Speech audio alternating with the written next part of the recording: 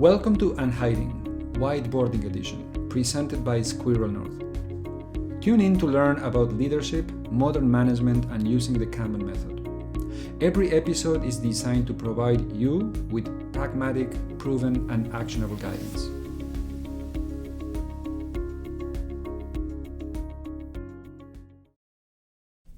Hello everyone, I am Fernando Cuenca and I am going to be your host for today's episode. Improving service delivery lead time, it's all about identifying your sources of delay.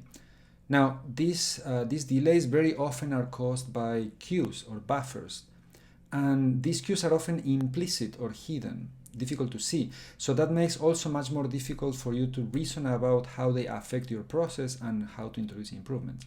So in this video, we will explore some of the questions that we can ask about your process to help you identify those hidden queues. So let's dive in. This is how teams following an Agile approach like Scrum typically describe the way they do their work. There's going to be a product owner who creates user stories and enters them into a backlog. From that backlog, they are selected for development into this sprint backlog. And from there, a cross-functional team will take the stories and work on them until they're considered done. And the whole cycle can repeat potentially indefinitely. Now, we're trying to look for places where work sits waiting. There's the backlog and the done stage, which for now we will consider out of scope. We will try to find other places where work waits in the rest of the process. So the obvious first spot is this sprint backlog. So we have identified a queue there. The question is there any other hidden queues in the rest of the process? We will see which questions we can ask so we can find those. You can start by asking the question of, do you rely on anyone who is not instantly available here? So is the team, as they do their work, do they rely on a specialist that may not be available instantaneously? So an example of this is the product owner. In many teams, when the work is considered complete, it needs to be shown to the PO, to the product owner, to make sure that the work is what the PO asks for initially. But this PO tend to be really busy, so work essentially enters a waiting state. So we can consider here that there is a stage where work will just wait until the PO is ready for looking at the work. Sometimes it happens at the end of the sprint, sometimes it happens in between. But regardless, work will wait for availability from the PO. So in general here, when you have a dependency on a specialist or a resource, it doesn't have to be a person, it could be a piece of equipment, for example, that may not be instantly available when work is ready for them, then you end up usually with a queue forming in front of this dependency. Before continuing looking for queues, we need to take a short detour here. Here, when work enters this waiting for PO review, eventually the PO becomes available and work needs to flow back into the in progress state where reviews take place and where potentially rework also takes place to get the work done. And this, of course, includes the possibility of even more waiting stages, and the whole thing keeps looping until the work is accepted and considered done. Now, when we have backflows and loops, this eventually ends up introducing all sorts of complexities later. So there is a better way of doing this, but to do that, you need to make a choice to see work differently. You need to see work as a flow that represents a sequence of collaborative knowledge discovery steps with dominant activities. So what do we mean by that? It means that we can choose to model the work this way. So after the work exits this waiting for PO review stage, the queue we identified earlier, we can consider that we are now in a business validation step where the whole team, including the PO, have to collaborate in order to get the work into the next stage, which is done. So this will include reviews, and it will include potentially any rework that results of that review and any cycles on that. But it's going to be a collaborative a collaborative process where different people will contribute from their different perspectives and where using their different skills. Now, as this goes on, one of the roles tends to dominate over the others. In this case, for example, we could consider the PO and perhaps even the analyst as being the dominant roles. But everybody else is also collaborating to allow the work to pass the review and being accepted, that is, to move to the next stage. So when we choose to see the work this way, instead of having loops and backflows, what we'll end up with is a process that is a little bit more linear, and it reflects the reality of cross-functional collaboration much better.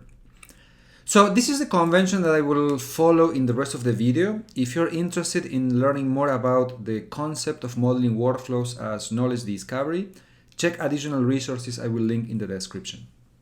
Back now to looking for hidden cues. The next questions we can ask are: is there any handoff occurring here, which is closely connected to this one? Is any work collected to be processed in batches? So in an example of this is the handoff that sometimes occurs between developers and testers. So in many Agile teams, there is an explicit handoffs where stories are essentially thrown over the wall to testing. But in many other teams where the boundaries between programming and testing are kept more fuzzy, they may still have the practice of waiting until many of the stories, or all the stories even, are finished their implementation before final testing can begin. And this is sometimes explained by saying that testers prefer to test all the functionality together to be more efficient, to avoid setup costs, repeating testing, etc. So some testing preparation activities can happen before that, but the actual testing work will happen once these stories are ready for testing. So in either case, explicit handoff or waiting for things to be ready, the result is going to be a queue that forms between developers and testers. So we can model it like this, by adding a ready for testing queue in between the activities of implementation and testing. So here notice that I'm taking the perspective of a sequence of knowledge discovery steps. So the implementation step here represents the dominant activity of programming, and it has other activities like, for example, test preparation happening concurrently.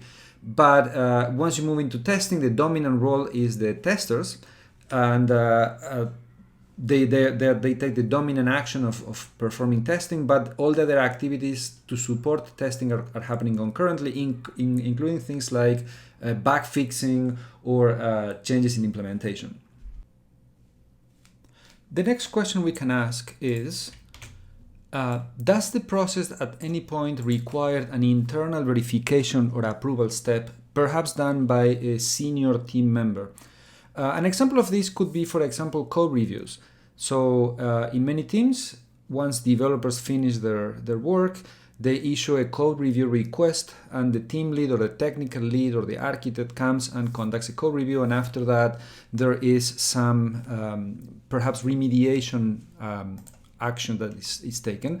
Another example could be test reviews, or in general any form of verification where one team member verifies the work of other team member.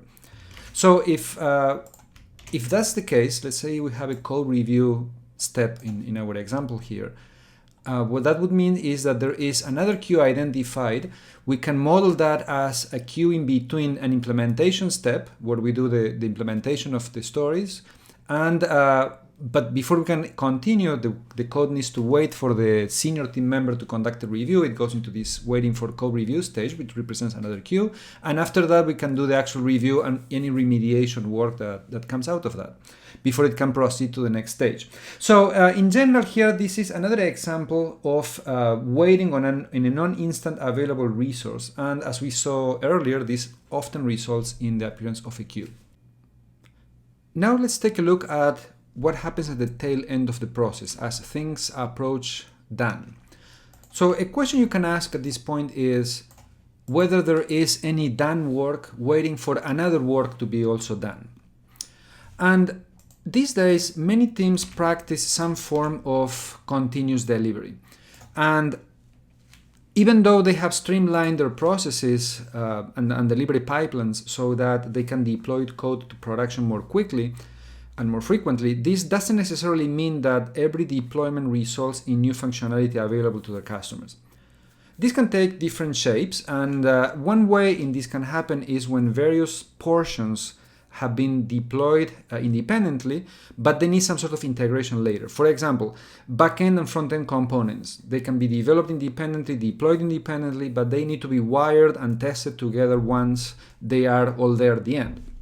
So the result of this is, as I mentioned, the need for an integration step. So we can think of another process required here close to the end, integration, and right before that, code needs to wait until all the pieces are ready for integration, and that results in yet another queue. Another situation that is common in the tail end part of the process is that even though enough functionality has been deployed and integrated, it's still not the right time to make it available to customers, either because the release needs to be synchronized with some other event, or simply because we have to wait until we have enough functionality available to make a meaningful release.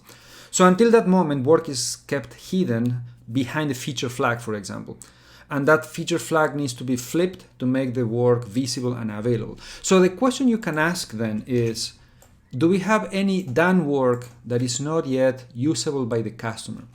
So if you have a situation like that, then you have an additional queue in the process that is represented by all that work that is just waiting for the right moment. And for example, is waiting for feature flag activation, and then it's going to be done. What about the front-end part of the process? So what about what happens here to the left? So something you can ask at this point is whether there is a mechanism to prevent starvation. So very frequently, Agile teams have a refinement step or grooming step at the beginning of their process, and this is meant to get work in a ready state so that it can be worked on. Sometimes refinement is done just in time, but often teams also strive to have enough ready work available so that sprint planning, for example, doesn't starve, or just in case, for example, they run out of work in the middle of the sprint and they need to take new work in. So in order to avoid starvations in general.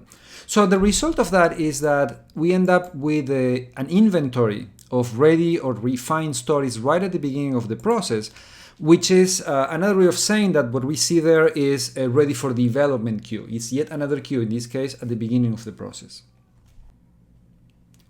Okay, so there you have it. By asking a series of questions, we went from a description of the process that was very simple with a single in-process step to a much more nuanced understanding of how this process actually works, with a series of intermediary knowledge discovery steps and many waiting stages that were implicit before. Now, you could also ask, so what? What do we do with all this information? Well, to begin with, understanding the process at this level can give you a better idea of what your flow efficiency looks like. But also, more useful than that is that it allows you to ask a series of new questions like these. For example, how long does work wait in these queues in average? What's the average size of these queues? If we're using these queues for batching, how big are those batches? How do we select work? So these are all questions that allow you to understand what are the policies that are often implicit around these queues. And with that information, you can also ask things like, how is this queue helping or not? What is the purpose of having it? Would it make sense to remove it?